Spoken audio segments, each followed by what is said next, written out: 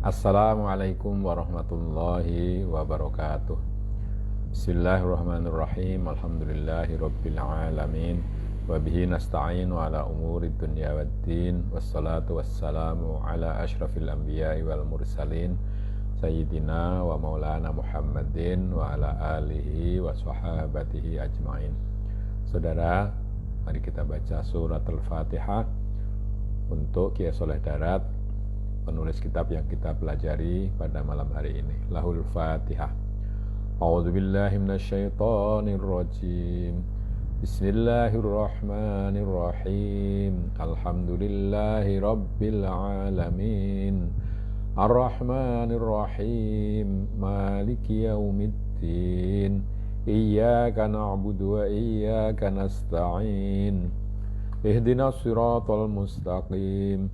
Siratal ladzina an'amta 'alaihim ghairil maghdubi 'alaihim waladdallin. Amin. Saudara, kita lanjutkan pembacaan tentang ayat yang berkenaan dengan qirat, ya, qirat kepada Allah, meminjamkan kepada Allah. Bismillahirrahmanirrahim. Qala an-nabiyyu sallallahu alaihi wasallam, inna quluba bani adama baina usbu'aini min asabi'ir rahman kaqalbin wahidin yusarrifuhu haitsu syaa. Thumma qala Allahumma musarrifal qulubi tsabbit qulubana ala ta'atik. Rasulullah SAW bersabda, sesungguhnya hati anak Adam, hati manusia itu berada di di antara dua jari dari jari-jari Allah yang Maha Pengasih. Seperti kakol bin wahid, seperti hati yang satu yang dia dia yusarrifu kaifa yasa, yang dia dia perintahkan apa saja yang Allah kehendaki, yang dikehendaki. Jadi artinya bahwa hati manusia itu sebetulnya tidak bebas 100% itu tidak, tapi antara dua jari Rahman, jari Allah yang bisa gerak-gerakan kemana saja menurut kehendak Allah. Lalu Rasulullah juga bersabda, ya Tuhanku yang membolak-balikkan hati, teguhkanlah atau tetapkanlah hati kami dalam ketaatan kepadamu. Jadi hati kita ini bisa berubah dengan cepat, ya, kadang taat lalu menjadi tidak taat dan seterusnya. Ani bin Mas'ud, tatkala ini temurun iki ayat mangdalladzi yuqridullaha qardan hasana, mongko matur Abu Dahdah marang Kanjeng Nabi sallallahu alaihi wasallam, ya Rasulullah, napa Allah taala badhe ngersakaken utang dhateng kula. Ibnu Mas'ud mengatakan ketika turun ayat ini, yakni barang siapa memberikan hutang kepada Allah dengan hutang yang baik, barang siapa memberikan piutang kepada Allah dengan piutang yang baik, maka Abu Dahdah, seorang sahabat Nabi, itu bertanya kepada Nabi, apakah Allah menghendaki hutang kepada kami? Ya, maka Allah mau utang kepada kami, gitu. Maka mongko ngendika Kanjeng Nabi, "Na'am ya Abu Dahdah," mongko matur Abu Dahdah, "Kula aturi maringaken asta panjenengan ya Rasulullah." Nabi menjawab ketika ditanya, apakah Allah akan hutang? Jawab Nabi, iya, wahai Abu Dahdah. Lalu Abu Dahdah mengatakan, Tuhan, saya minta memberikan kedua tanganmu kepadaku ya Rasulullah. Mongko nuli keparingaken, mongko nuli dipun asta-astani Kanjeng Nabi, mongko nuli matur ya Rasulullah, setuhune kula itung-itung ngutangi ing pangeran kula rupi kebonan kula, kebon-kebonan kula. isine 600 pokok kurma kula utangaken dhateng Allah Subhanahu wa taala kelawan qardhah hasanah. Qardhon hasanah atau qardhah hasanah ya. Maka lalu Nabi menjulurkan tangannya kepada Abu Dahdah dan oleh Abu Dahdah dipegang tangan Nabi itu, lalu dia berkata, Abu Dahdah, wahai Rasulullah, sesungguhnya saya berhitung-hitung, saya akan memberi hutang, akan memberikan hutang kepada Tuhan kita yang berupa kebun-kebun, semua kebun-kebunku yang isinya ada 600 pokok kurma, 600 pohon kurma, jadi luas sekali 600 pohon kurma. Aku utangkan kepada Allah Subhanahu wa taala dengan utang yang baik, qardhon hasanah tadi. Mongko buh bejo temen kedue Abu Dahdah, alangkah beruntungnya Abu Dahdah, demikian. Jadi karena dia menghutangkan ya, dia mungkin di sini dalam hal ini adalah mewakafkan kebunnya yang berisi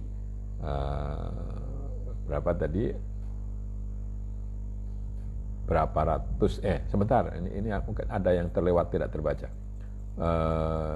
yang berisi 600 pokok kurma. Lalu mongko nuli lumaku Abu Dahdah marang kebone ing hale Abu Dahdah ana ing dalam kebon, mongko ngucap Abu Dahdah sumingkira lan metuwa sira saking kebon iki, kebon wis tak utangake marang Allah Subhanahu wa taala. Mongko mbuh bejo temen kedue Abu Dahdah. Maka lalu Abu Dahdah pergi ke kebunnya itu, sementara istrinya sedang ada di situ. Lalu dia berkata, Abu Dahdah berkata kepada istrinya, pergilah kamu keluar dari kebun ini, karena kebun ini sudah aku pinjamkan kepada Allah Subhanahu wa taala. Alangkah beruntungnya Abu Dahdah yang dengan ikhlas mewakafkan kebunnya untuk Allah. Makna al-isyari, setengah saking sifat karamullah lan fadlullah ing atas kawulane kabeh iku setuhune wis gawe ing menungso kabeh, awake kabeh lan nuli keparingan miliki arta. Mongko nuli tuku Allah ing awake menungso kabeh lan artane, mongko nuli den balekaken marang kawula malih kelawan dedalan ngamrih silian. Salah satu dari sifat maha pemberi anugerahnya Allah, atau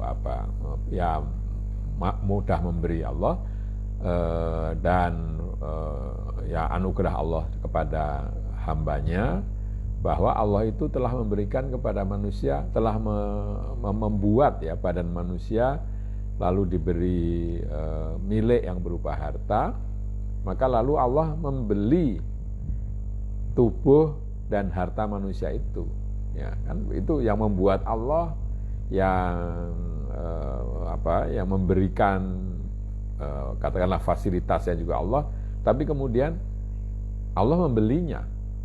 Nah ini kan sangat murah berarti Allah itu. Lalu kemudian dikembalikan, setelah itu dikembalikan melalui jalan minta, masih lagi diminta mau dipinjam, mau dihutang. Monggo nuli mulyakaken Allah ing kawula kabeh kelawan nembung njaluk utang marang kawulane kabeh. Mongko nuliten bunga-bunga kabeh kelawan ganjaran tikel-tikel tanpa den itung. Faqala man dzalladzi yuqridullaha qardhan hasana. Kemudian hamba-hamba itu dimuliakan, hamba semua itu dimuliakan dengan Allah meminta meminta untuk hutang ya. Ya, nembung utang, nembung jalur utang ya. Allah sendiri menyatakan mau pinjam kepada hambanya. Nah, maka lalu hamba yang mau meminjamkan itu diberi janji dengan ganjaran yang berlipat-lipat tanpa hitungan. Allah berfirman, barang siapa meminjamkan kepada Allah dengan pinjaman yang baik, sampai seterusnya. Tegese ngutangi marang Allah bloko ora marang fakire lan nafahaken lillahi ora lil jannah. Mongko utahe maknane qardo hasana iku barang kang ora ngliwati qard ing liyane Allah. Mongko den tikel-tikelaken apa kadar ciptane kawulane keparingan ma ukhfiya lahum min qurrati ayunin ad'afan katsira. Artinya menghutangi Allah semata, bukan kepada orang-orang fakirnya Allah ya. Dan juga menafkahkan lillahi karena Allah, bukan karena ingin mendapatkan surga. Maka makna dari kata qardo hasanah, pinjaman yang baik, itu adalah apa yang tidak melewati hutang yang selain kepada Allah. Nah, karena itu Allah melipat gandakannya ya menurut ukuran dari yang dipikirkan oleh hambanya ya. Apa qadar ciptane kawulane, apa yang seukuran dengan apa yang dipikirkan hambanya, apa yang diberikan. Yang diberikan adalah ma ukhfiya lahum min qurrati ayunin ad'afan katsirah. Apa yang disembunyikan atau namanya bagi mereka yang berupa qurratu ayun, hal-hal yang enak dipandang mata. Jadi pahalanya itu adalah hal-hal yang menyenangkan dilihat dengan berlipat-lipat ganda. Ya, artinya pemberian balasan itu menyenangkan, selain berlipat ganda juga menyenangkan. Wa qauluhu wallahu yaqbidu wa yabsutu, artine setuhune Allah iku ingkang qabid sedekah ing atase agnia, krana bersihaken Allah ing agnia saking kotore donya. Lan yabsutu kelawan sedekah ing atase fuqara, krana arah mitulungi ing fuqara ing atase nglakoni bir lan takwa. Firman Allah lah yang menahan dan melepas. Itu artinya adalah bahwa atau yang membuat sempit dan membuat longgar. Artinya sesungguhnya Allah itulah yang menyempitkan qabidu sedekah, yang menyempitkan sedekah atas orang-orang kaya, karena Allah ingin membersihkan, artinya membuat orang kaya itu tidak mudah memberikan, itu qabid ya. Karena apa? Karena kalau mau sedekah nanti Allah akan membersihkan orang kaya itu dari kotoran dunia. Dan Allah melepas atau melonggarkan dengan sedekah kepada orang fakir untuk menolong ya orang-orang fakir agar bisa menjalani kebaikan dan kebajikan dan ketakwaan.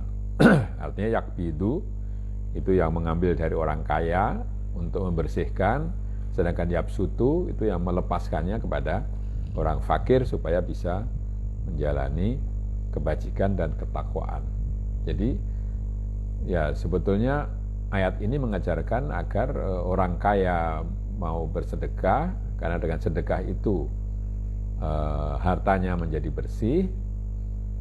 Ya, kenapa harus dibersihkan? Karena di dalam pencarian harta itu ada hal-hal yang menghalangi orang lain ya, kalau saya punya kemampuan untuk mengambil kekayaan, berarti ada orang lain juga yang itu sudah ada orang yang yang sebaliknya yang terhalang dari mengambil kekayaan bersama. Ya, ini secara secara hakikinya, karena kekayaan itu jumlahnya terbatas ya, di dunia ini. Lalu maka kalau diambil sebagian oleh orang lain, berarti untuk orang lain menjadi berkurang. Nah, orang fakir ini yang kurang hartanya itu agar bisa menjalankan ibadah, menjalankan kebaikan, atau agar tidak lalu terdorong untuk melakukan hal yang tidak baik, yang tidak semestinya dilakukan, itu diberi sedekah. Qala fallahu yaqbidu 'alal aghniya'i li alla yamunnu 'alal fuqara'i wa la yarudduhum wa yabsutu lil fuqara'i li alla yataqaddarul mihnata minal aghniya wa yu'azzimunahum li'alla yarawul aghniya ghairahu wa yabsutu li'alla yarawul fuqara ghairahu. Jadi Allah mengambil atau menyempitkan, ya, mengambil harta yang disedekahkan itu dari para orang kaya agar mereka tidak layamunnu alal fuqara, agar mereka tidak menyalah-nyalahkan orang fakir dan tidak menolaknya, serta Allah melepaskan rezeki bagi orang fakir agar mereka tidak menjadi yataqalladu minnata atau yataqaddarul minnata minal aghniya'i wa yu'azzimuhum.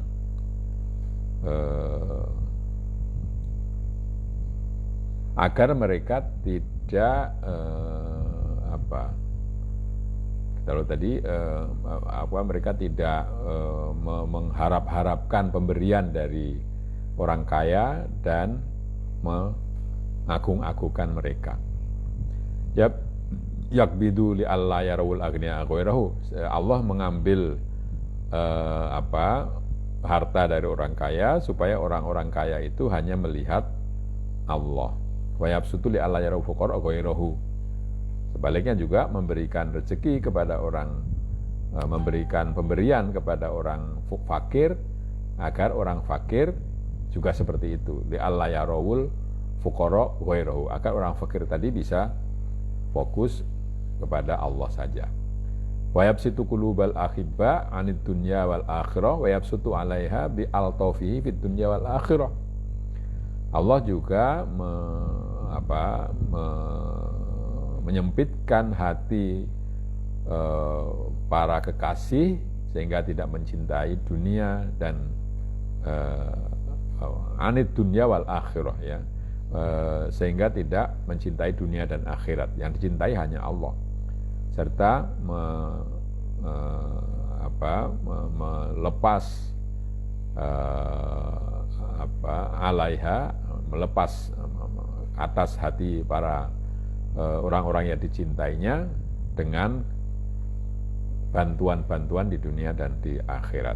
Artinya Allah lah yang yakbidu di sini memegang, artinya Allah yang memegang para kekasih Allah sehingga tidak mencintai dunia dan akhirat. Jadi dunia dan akhirat itu bukan sesuatu yang dicintai. Yang dicintai mestinya Allah. Maka yakbidu di situ makna isyarinya adalah menahan, memegang hati orang-orang yang menjadi kekasih Allah itu agar tidak mencintai dunia.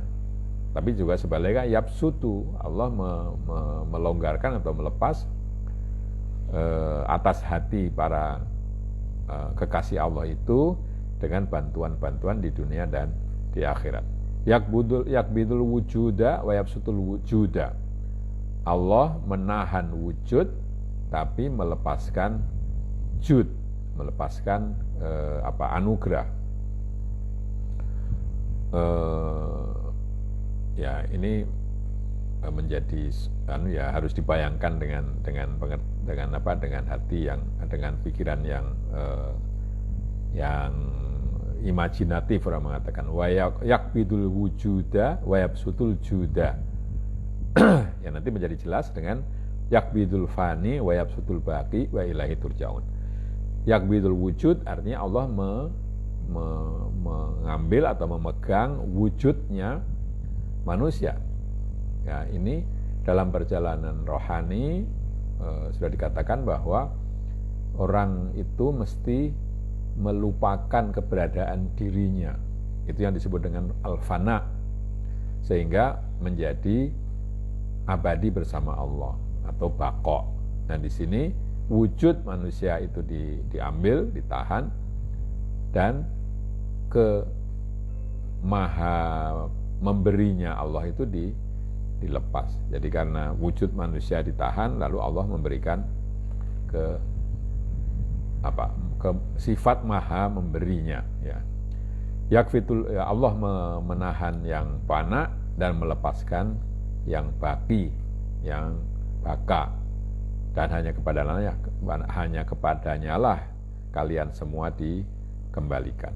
Monggo nuli mertilaken perangi ahlul malan jidale ahlul dolal. Kemudian setelah itu Allah menjelaskan perangnya ahlul mal lan jidale ahlul dolal. Perangnya orang yang mencintai harta dan perdebatannya orang yang ahli dolal, ya, yang menjadi kawannya kesesatan, kan begitu. Ini ayat 246. Alam taro ilal mala'i min bani Israila min ba'di Musa idh qalu linabiyyin lahum ba'ath lana malikan nuqatil fi sabilillah qala hal asaytum in kutiba alaikumul qitalu alla tuqatilu qalu wa ma lana alla nuqatila fi sabilillahi wa qad ukhrijna min diyarina wa abnaina falamma kutiba alaihimul qitalu tawallaw illa qalilan minhum wallahu alimum bizzalimin. Ana ta ora ningali sira ya Muhammad utawa ora weruh sira ya Muhammad marang ceritane kaum akeh saking wong Bani Israel sakwise wafate Sayyidina Musa alaihi salam. Apakah kamu tidak tahu wahai Muhammad, atau kamu tidak mengetahui cerita dari banyak orang dari Bani Israel setelah wafatnya Nabi Musa alaihissalam.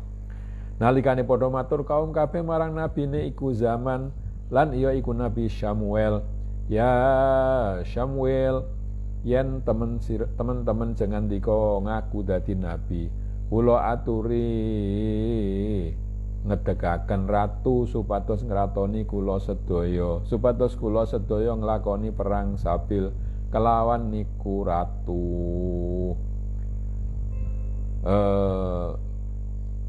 Ketika itu mereka atau kaum semua itu berkata kepada nabi zaman itu, yaitu Nabi Samuel, wahai Nabi Samuel, kalau Tuhan benar-benar mengaku nabi, maka silahkan mengangkat seorang raja yang merajai kami semua, agar kami bisa melaksanakan perang di jalan Allah dengan pimpinan raja itu. Mongko dadi runtut agama kula sedaya. Maka dengan itu lalu agama kami bisa dijalankan dengan baik. Mongko ngendika Nabi Samuel marang kaum, ya kaum, mbok menawa sira kabeh lamun den perintahi perang sabilillah utawa lamun den fardhoaken ing atase sira kabeh perang sabilillah, mbok menawa sira kabeh padha ora ana gelem perang. Nabi Samuel berkata kepada kaumnya, wahai kaumku, barangkali kalau kalian diperintahkan untuk perang sabilillah, perang di jalan Allah, atau kalau diwajibkan perang sabilillah itu, kalian barangkali tidak mau perang. Mongko padha matur kaum punapa lan punapa sababe kok dadi kula sedaya mboten purun perang sabilillah. Lamun den fardhoaken ing hale teman-teman sampun den tokaken kula sedaya saking negara kula lan pisah saking anak-anak kula. Mereka menjawab, mengapa kok sampai kami tidak mau perang fisabilillah? Kalau diwajibkan atas kami, padahal kami telah diusir dari kampung halaman kami dan dipisahkan dari anak-anak kami. Sabab ono anak-anak kabeh wis padha den pateni ratu kafir. Mereka mengatakan itu karena mereka sudah terusir dan anak-anak mereka sudah dibunuh oleh raja kafir. Mongko tatkala den fardhoaken ing atase kaum kabeh perang sabilillah, mongko padha mengo kaum kabeh lan ajrih kaum kabeh ora ana wani marang satrune, angin kang ora mengo kedhik saking kaum kabeh lan iya iku kaum ingkang bisa ngliwati bengawan bareng-bareng kelayan raja Talut. Utawi Allah iku zat ingkang ngudaneni ing wong kang padha zalimin kabeh. Nah, ketika datang waktunya diwajibkan kepada mereka itu perang sabilillah, maka ternyata berpalinglah atau tidak mau ikut ya.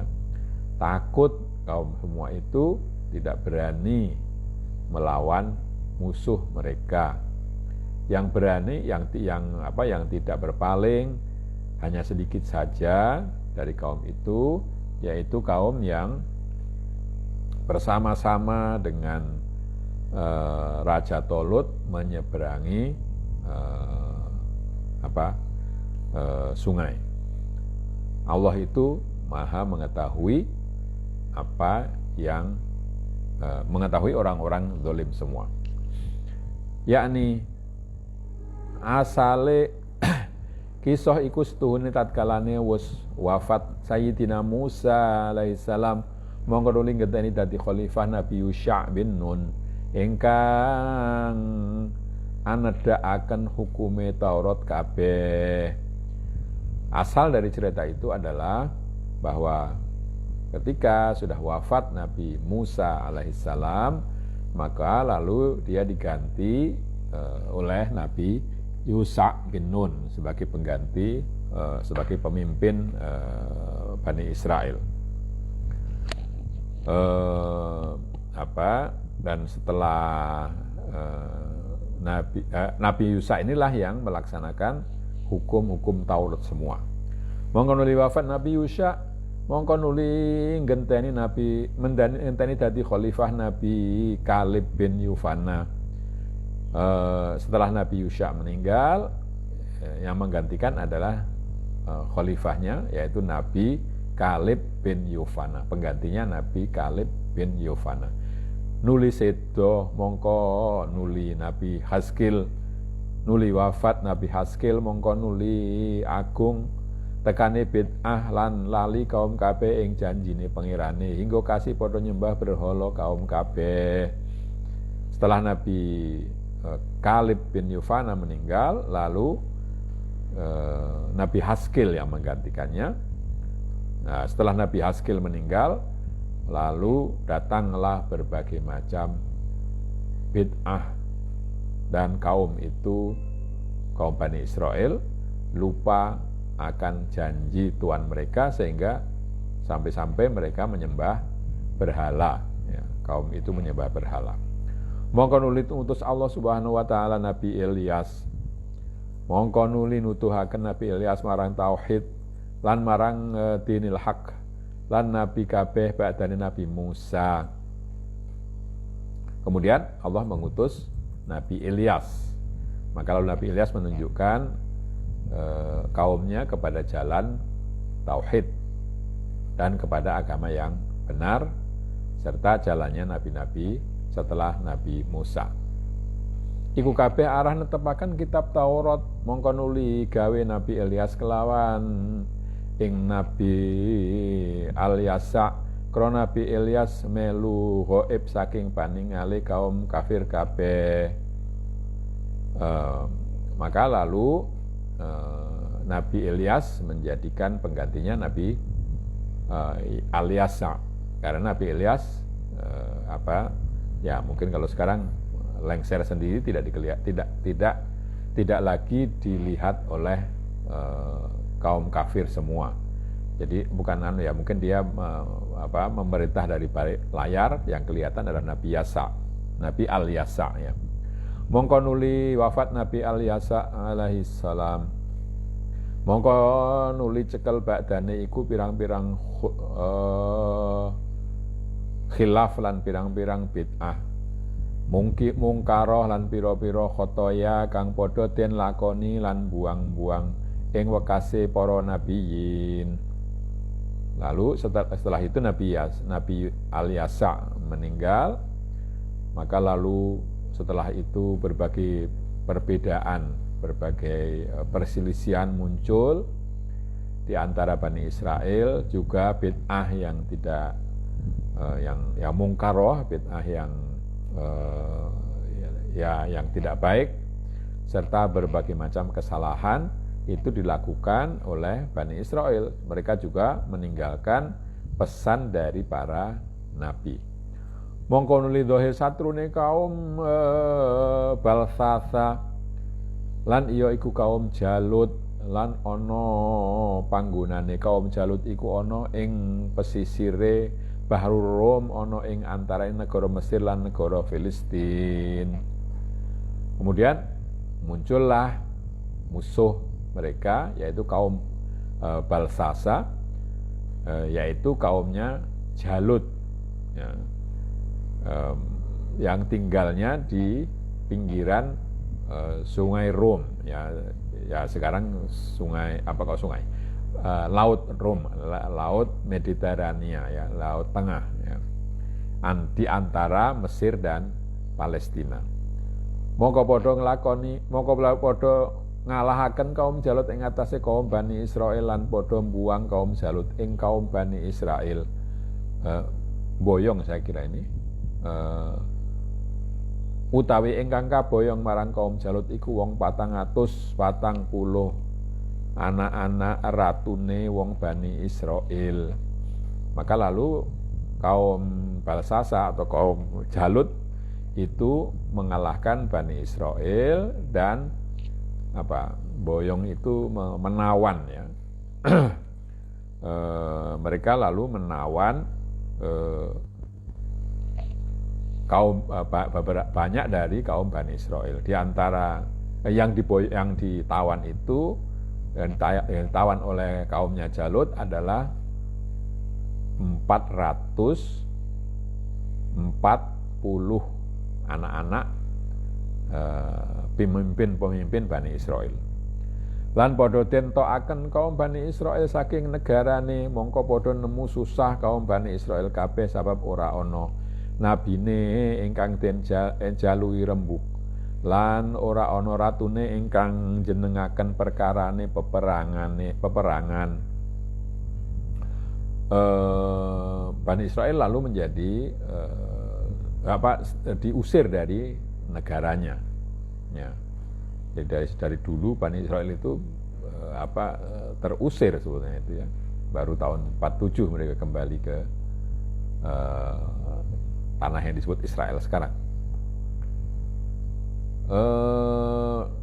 Lalu kemudian mereka susah Bani Israel itu karena tidak ada nabi yang bisa diajak musyawarah atau yang bisa dimintai nasihat, dan juga tidak ada raja yang bisa memimpin atau yang bisa menjenengaken itu, artinya bisa mengurus perkara peperangan ya. Saya ingin menyimpang sedikit di sini. Sekarang ini banyak orang yang mengkritik pemimpin negeri, terutama presiden, dengan menyebutkan bahwa presiden anti-Islam, presiden mendatangkan Cina, presiden menjual tanah kepada orang kaya di Kuwait atau di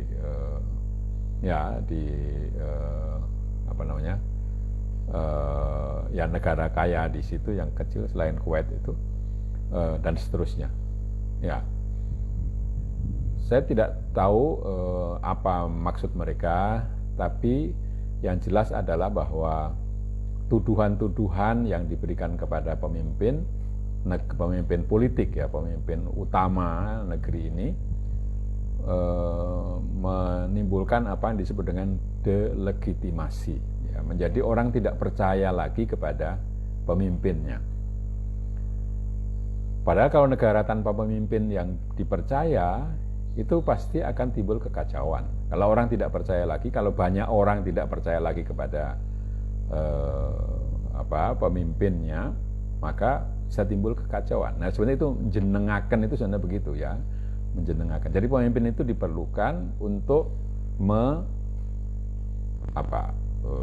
menjadi lambang kesetiaan orang pada negara. Sebab kalau tidak ada lagi kesetiaan pada negara, yang timbul adalah kekacauan. Seperti dulu yang terjadi tahun 98, ketika orang tidak percaya lagi kepada presiden pada waktu itu, lalu terjadilah penjarahan di mana-mana. Itu karena orang merasa tidak ada lagi yang yang memegangi urusan bersama. Jadi yang membuat urusan bersama ini menjadi meskipun mungkin ada kekacauan di sana sini, tetapi pada umumnya tetap stabil. Itu adalah adanya kekuasaan atau adanya lambang kepemimpinan. Nah, maka kalau sekarang banyak orang yang menuduh ini menuduh itu, menyebarkan purbasangka yang tidak baik. Tadi ada yang menyebarkan pendapat dari seorang peneliti dari Australia bahwa Jokowi itu anti-Islam, misalnya demikian. Ya, hal seperti ini bisa menimbulkan ketidakpercayaan kepada pemimpin sendiri, mengambil pendapat orang untuk tidak percaya kepada pemimpin sendiri. Ini kalau nanti berkembang pikiran bahwa pemimpin kita sekarang adalah pengkhianat kepada bangsa, pengkhianat kepada Islam dan seterusnya, maka yang timbul adalah ketidakpercayaan. Kalau ketidakpercayaan ini merata, yang timbul adalah kekacauan. Nah, ini maka perlu diperhatikan, jangan ikut serta menyebarkan suudzon kepada pemimpin sendiri. Ya. Suudzon kepada pemimpin sendiri, itu kelihatannya pemimpin itu banyak kesalahan dan seterusnya. Tetapi kalau itu dibiarkan, ketidakpercayaan itu dibiarkan, yang terjadi adalah nanti ketidakstabilan di dalam negeri. Nah, maka ini perlu orang menyebarkan suudzon kepada pemimpin sendiri itu perlu dihentikan, jangan diturutkan saja. Lan ono tedak-tedake Nabi iku wis putus entek padha mati kabeh angin kari ana sewiji wadon ingkang meteng ingkang den arep-arep menawa iku nurunaken Nabi, mongko nuli den sengker iku wadon ana omahe rahib Bani Israil, krana kuwatir lamun metu bayi wadon yekti den salini bayi lanang ningali demene Bani Israil ing anake iku wadon, mongko ndonga wadon marang Allah Ta'ala muga-muga metu lanang, mongko nuli zahir bayi dadi metu lanang, mongko nuli namane ibune den namani Samuel.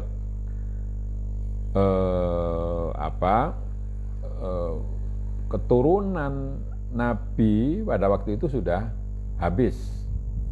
Jadi keturunan nabinya sudah tidak ada lagi, kecuali ada seorang perempuan yang sedang hamil yang diharapkan akan melahirkan seorang nabi.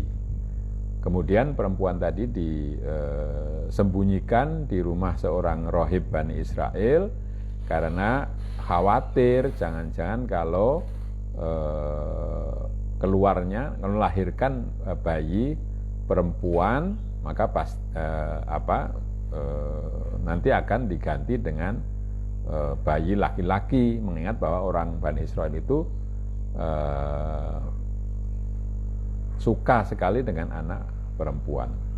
Maka lalu perempuan hamil tadi berdoa kepada Allah agar melahirkan anak laki-laki, dan betul bahwa yang dilahirkan itu ada anak laki-laki, kemudian diberi nama dengan Nabi Samuel. Nah, saya kira sampai di sini dulu untuk malam hari ini. Mari kita akhiri dengan membaca hamdalah. Alhamdulillahirabbil alamin. Kurang lebihnya saya minta maaf. Akhirul kalam. Wassalamualaikum warahmatullahi wabarakatuh.